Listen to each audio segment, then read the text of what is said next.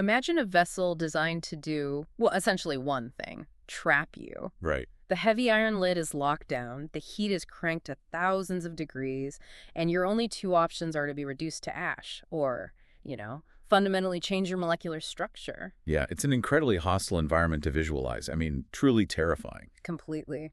But today, we are stepping right into that vessel. We really are. Because that is the exact mental space demanded by our source material today. Welcome to your custom deep dive. Today, we're unpacking a uniquely brief, yet a philosophically massive text titled The Crucible of Strength. It operates essentially as a philosophical singularity. Oh, I like that. Yeah, it's so incredibly dense that it pulls you in and just forces you to confront its premise head on. And when I say brief, I mean it. Our entire source material for this deep dive, like the absolute entirety of it, consists of just 12 words. Just 12. 2 lines. Line 1, the hardest battles. Line 2, create the strongest people. 12 words that leave zero room for negotiation. None at all. I mean, there are no caveats here. No lengthy introductory paragraphs to, ease you into the discomfort of the concept. Right, just hits you. Exactly. It's an absolute unapologetic assertion about the brutal mechanics of human resilience. So, to do this justice, we are going to treat this deep dive as an exercise in radical deceleration. I love that. We really have to slow down. You cannot skim a text this dense. We're going to put these 12 words under a microscope and look at the actual physics, the psychology, and, well, the terrifying implications of what this author is claiming. Because there are a lot of implications. Definitely. Okay, let's unpack this. Before we even get to the words hardest battles, we really have to look at the environment where these battles are taking place. Right, the setting. Which is established by the title itself, The Crucible of Strength. Yeah, that single word, crucible, it does a tremendous amount of heavy lifting before the text even begins. It really does. If you look at the the metallurgical definition, a crucible isn't just a container. Like a bowl or something. Right, no. It is a specialized vessel designed specifically to hold raw, unrefined substances while they're subjected to dangerously high temperatures. The entire purpose is to induce a phase change, right? Exactly. You put something solid in, you apply relentless, inescapable heat, and you force that solid to break down, melt, and release its impurities. So it's a trap. Basically, yes. When you are inside a crucible, you are confined. I mean, you can't just step out for a breath of fresh air. A confinement is the whole point. The heat is applied relentlessly to subject whatever is inside to extreme pressure. To burn it all away. Right. The impurities, the weakness, the fragility, they are literally burned away. And what remains is a purer, more concentrated substance. But wait, if you lock down a pressure cooker and just crank the heat indefinitely, it doesn't automatically make a better meal. That's a very fair point. Eventually, the structural integrity fails and the thing just explodes, or the contents are burned to an absolute crisp. Yeah. Doesn't this philosophy just kind of romanticize burnout? Like, is there a danger here that the heat of this metaphorical crucible is so high, it just destroys the person entirely? Well, that is the inherent terrifying risk of the process, Yeah. If the heat exceeds the structural integrity of the material is reduced to ash. It's a catastrophic failure. Right. But look at the title again. It is the Crucible of Strength. The text inherently implies a successful survival of this unbelievable pressure. So survival is baked into the concept. Exactly. Survival is a prerequisite. The environment is designed to push you right to the absolute limit, right to the razor's edge of total structural collapse. Wow. But stopping just in time so that what remains is solid and unyielding. Operating on that razor's edge of collapse sounds like honestly a horrifying way to live. It's not pleasant. You aren't just getting warmed up, you are risking total destruction to achieve this outcome. The heat isn't just uncomfortable, it's existential. But it requires that breathless proximity to destruction for the process to actually work. Why is that? Because biological and psychological systems are inherently efficient. They conserve energy. A system will not expend the massive amount of energy required to fundamentally change its own structure unless its survival is directly threatened. Oh, that makes sense. Like, why change if you don't have to? Exactly. The heat must be high enough to convince your system that if it does not adapt immediately, it will die. Okay, that terrifying proximity to destruction makes me wonder, what is actually fueling that fire? The heat source. Right, what is the actual heat source here? The text points directly to the catalyst in the very first line. the hardest battles. Let's zoom in on the specific linguistic choices the author makes there. Yeah, let's do that. They don't say a hard battle. They don't say difficult times. They use the absolute superlative, the hardest. The hardest. And they pair it with the plural, battles. Oh man, that plural is brutal. It really is. It implies attrition. This isn't just one awful Tuesday that you have to grit your teeth and get through. No, it implies an ongoing, relentless campaign of struggle. It's a superlative level of difficulty that just repeats itself, denying you the chance to fully recover. Just constant heat. Right. But what's fascinating here is what the text deliberately omits. The text leaves a massive void for you, the reader, to fill in. Because it never defines what these battles actually look like. Exactly. Are they physical, emotional, mental? The text absolutely refuses to say. And since the text leaves the battlefield completely blank, isn't it true that the hardest battles are often entirely invisible to the outside world? Oh, absolutely. Because when we hear the word battle, society conditions us to picture like a cinematic physical combat. Sir? Yeah. We picture armor, swords, mud, and, visible wounds.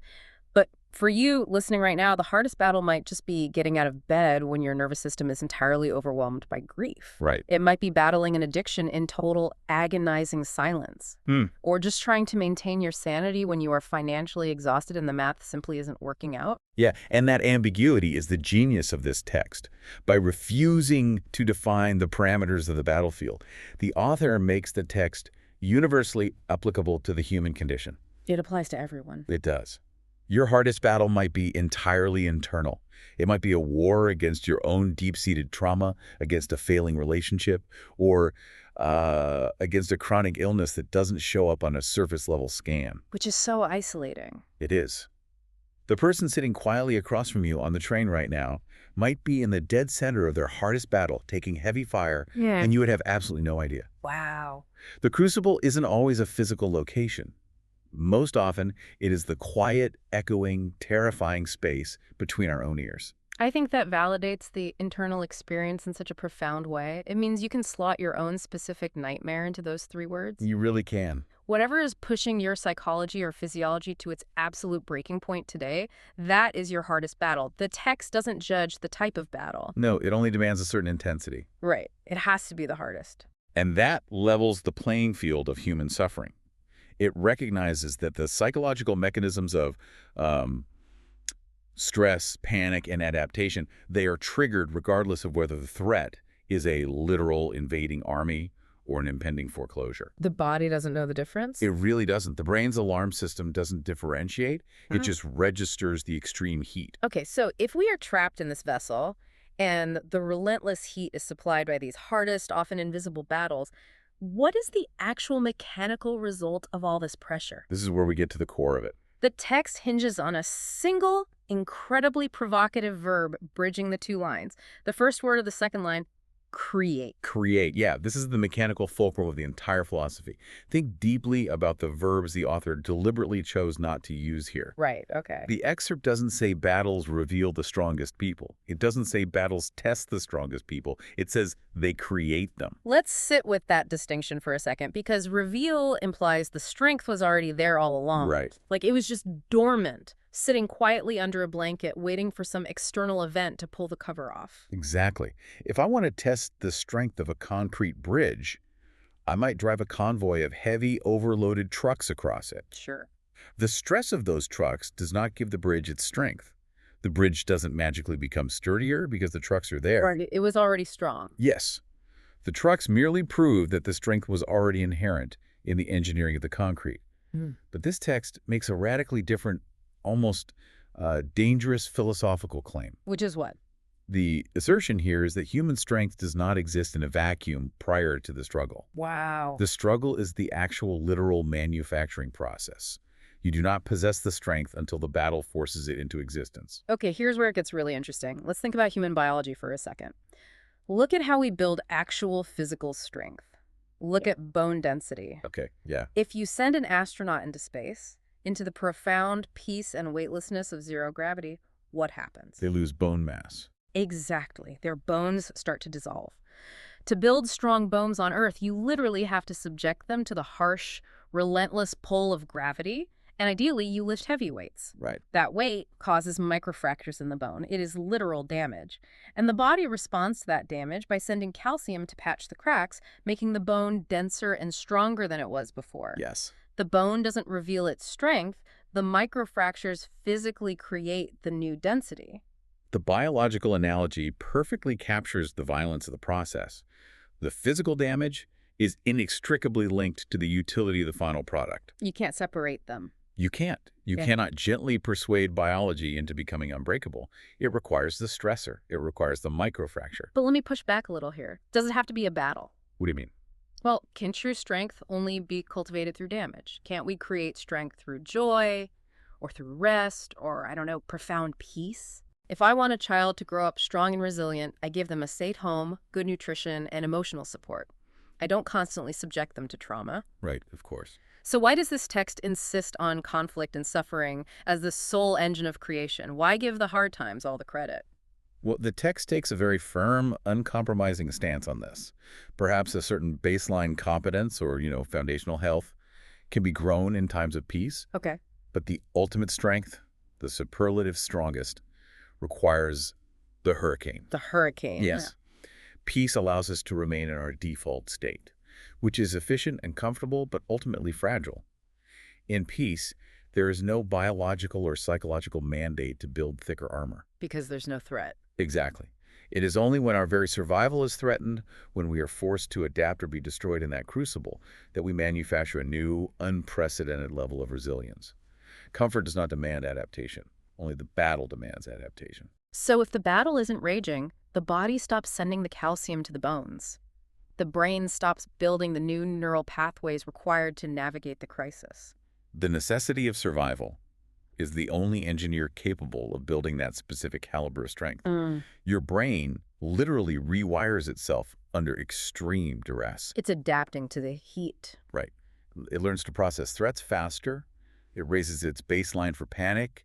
It permanently alters your threshold for what you consider difficult. Yeah, that's so true. A person who has survived a brutal multi-year illness will look at a delayed flight or a stressful day at the office through a completely different neurological lens than someone whose life has been characterized by uninterrupted peace. Oh, absolutely. And the peaceful person isn't a bad person, but their system has never been forced to undergo that phase change. They haven't been melted down and recast. Exactly. Which brings us to the final product stepping out of this metaphorical forge. The result of all this heat and microfracturing, the rest of the second line, the strongest people. So the full sentence, taking it all in, is the hardest battles create the strongest people. Notice the direct correlation established by the author's parallel structure there. The hardest to the strongest. Yes. We go from maximum difficulty, the hardest, directly to maximum resilience, the strongest. Okay. It is an absolute cause and effect worldview. Input maximum suffering, output maximum strength. Exactly. The severity of the forge dictates the quality of the steel. So what does this all mean for us? Because, I'll be honest, I feel a real dangerous tension here. How so? On one hand, I see the sheer empowerment of it. If you are going through absolute hell right now, this text looks you in the eye and tells you that you are in the active process of becoming a uniquely formidable person. Right, which is incredibly validating. It is. But if the hardest battles definitively make the strongest people, does that subconsciously tell us that a peaceful life makes a weak person? Oh, I see what you're saying. Do we start incentivizing ourselves to become like pain junkies? Do we subconsciously seek out battles or stay in toxic relationships or endure terrible work environments just because we convince ourselves it's building character? Well, that is the inherent danger of adopting any absolute philosophy without understanding its boundaries, Right. If we view every trauma merely as a noble stepping stone to strength, we risk invalidating the very real lasting damage that trauma causes. A battle leaves permanent scars. It really does. The forged steel is stronger, yes, but it has been violently beaten and burned. We must not confuse the byproduct of survival with the goal of life itself. That is a crucial distinction. The text says battles create strength, but it absolutely does not say battles are inherently good. Yeah. It states a mechanical reality. It is descriptive, not prescriptive. Descriptive, not prescriptive. That makes a lot of sense. Yeah. It describes the physics of what happens. It doesn't prescribe it as a medical treatment you should actively seek out. Exactly. It's not telling you to go out and start a war just to become strong.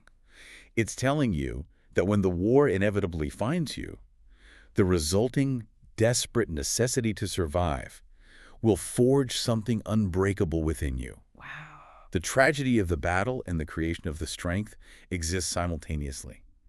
You can mourn the fact that you were forced into the crucible while still wielding the strength it gave you. That is a massive paradigm shift. It is a lens through which to view the suffering you just couldn't avoid. Yes. It strips away the victimhood. It's saying, look, since you are already trapped in this vessel, since the heat has already turned up to thousands of degrees and the battle is raging, know that this terrifying process is fundamentally changing your molecular structure for the better. Right. You are adapting. You are not just surviving the fire, you are being upgraded by it. You are the raw material currently being worked into something formidable. It transforms passive suffering into an active process of becoming. You are not a helpless casualty. You are in the forge. We started this deep dive talking about a vessel designed to trap you and the terrifying prospect of being subjected to extreme heat. We did. By putting these 12 words under the microscope, we've unpacked the actual mechanics of that terror. We looked at the environment, the crucible, that metallurgical trap that risks burning us to a crisp but ultimately forces a structural phase change. Right. We looked at the catalyst, the hardest, relentless, and often totally invisible battles that provide the necessary heat. We broke down the literal mechanics of creation, realizing that real strength isn't just revealed like a hidden talent, it is violently forged through microfractures and stress. Yes, the manufacturing process. And finally, we grappled with the absolute nature of the result, the strongest people, carefully balancing the empowering nature of that biological adaptation against the very real danger of romanticizing our own trauma. To extract that level of psychological and mechanical reality from just 2 lines of text, it shows exactly why some words demand our complete undivided attention. They really do. Hmm.